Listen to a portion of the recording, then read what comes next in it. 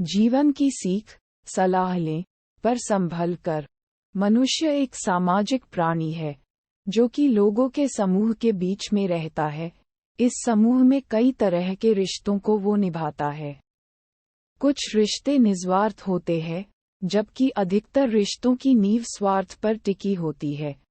हम जो professional relation बनाते हैं, वो अधिकतर आदान प्रदान या यूं कहें एक से दूसरे को और दूसरे से पहले व्यक्ति को फायदे की बुनियाद पर ही टिके होते हैं।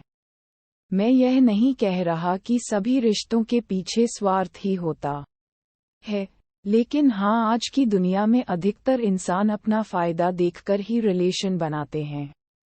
दोस्तों, ऐसा कई बार होता है कि हम किसी दुविधा में फंस जाते हैं और हमें किसी की राय की जरूरत पड़ती है। तब हम अपने आसपास के लोगों से उस बारे में सलाह मशवरा करते हैं कि हमें क्या करना चाहिए। कई बार उनकी राय हमें सही रास्ते का मार्ग दिखाती है, तो कभी और ज्यादा हमारे नुकसान का सबब बन जाती है। अगर आप माता पिता, भाई बहन, सच्चा दोस्त आदि निस्वार्थ रिश्तों को, जो कि आपको सही राय ही देते हैं, छोड़ दें, तो बाकी अधिकतर समाज के और वर्क प्लेस के लोगों से सलाह लें जरूर, पर अपना विवेक भी बनाए रखें, क्योंकि कई बार ऐसे सलाह देने वालों का स्वार्थ भी उनकी सलाह में छुपा रहता है। इसलिए सुने सबकी पर माने अपने विवेक और अंतरात्मा की। एक बार एक आदमी अपने छोटे से बालक के साथ एक घने जंगल से जा रहा था। तभी रास्ते में उस बालक को प्यास लगी और उसे पानी पिलाने उसका पिता उसे एक नदी पर ले गया।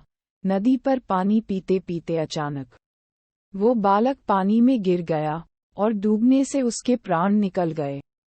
वो आदमी बड़ा दुखी हुआ और उसने सोचा कि इस घने जंगल में इस बालक की अंतिम क्रिया किस प्रकार करूं। तभी उसका रोना सुनकर एक गिद्ध, सियार और नदी से एक कछुआ वहां आ गए और उस आदमी से सहानुभूति व्यक्त करने लगे। आदमी की परेशानी जानकर सब अपनी सलाह देने लगे।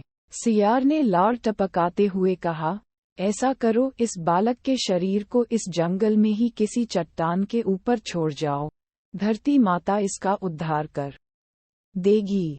तभी गिद्ध अपनी खुशी छुपाते हुए बोला, नहीं, धरती पर तो इसको जानवर खा जाएंगे। ऐसा करो, इसे किसी वृक्ष के ऊपर डाल दो, ताकि सूरज की गर्मी से इसकी अंतिम गति अच्छी हो जाएगी। उन दोनों की बातें सुनकर कछुआ भी अपनी भूख को छुपाते हुआ बोला, नहीं, आप इन दोनों की बातों में मत आओ। इस बालक की जान पानी में गई है, इसलिए आप इसे नदी में ही बहा दो। और इसके बाद तीनों अपने अपने कहे अनुसार उस आदमी पर जोर डालने लगे। तब उस आदमी ने अपने विवेक का सहारा लिया और उन तीनों से कहा, तुम तीनों की सहानुभूति भरी सलाह में मुझे तुम्हारे स्वार्थ की गंध आ रही है।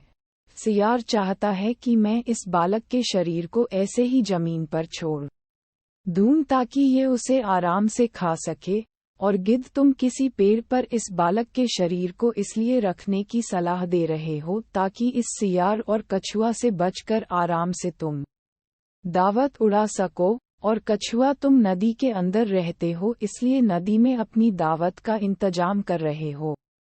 तुम्हें सलाह देने के लिए धन्यवाद, लेकिन मैं इस बालक के शरीर को अग्नि को समर्पित करूंगा, ना कि तुम्हारा भोजन बनने दूंगा। ये सुनकर वो तीनों अपना सा मोह लेकर वहां से चले गए। दोस्तों, मैं यह नहीं कह रहा हूं कि हर व्यक्ति आपको स्वार्थ भरी सलाह ही देगा, लेकिन आज के इस कम्पेटिटिव युग में हम अगर अपने विवेक की छलनी से किसी सलाह को छान ले तो शायद ज्यादा सही रहेगा। हो सकता है कि आप लोग मेरी बात से पूरी तरह सहमत ना हो, पर कहीं ना कहीं आज के युग में ये भी तो सच है कि मेरे नज़दीक रहते हैं कुछ दोस्त ऐसे, जो मुझ में ढूंढते हैं गलतियां अपनी।